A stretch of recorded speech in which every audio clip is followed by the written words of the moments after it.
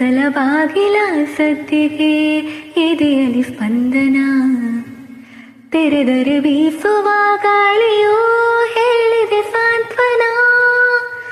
ಓ ನನ್ನ ವಿರಹವೋ ನಿನ್ನಿಂದ ಇನ್ನು ಚೆಂದ, ವಿವರಿಸಲಾರೆ ಎಲ್ಲ ನಾ ದೂರದಿಂದ.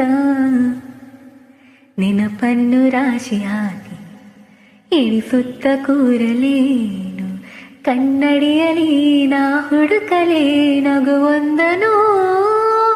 ಒರೆಸುವ ಮುನ್ನವೇ ತನ್ಮಯಳಾದೆನು, ತಿಳಿಯುವ ಮುನ್ನವೇ ಕಣ್ಮರೆಯಾಗಲೇ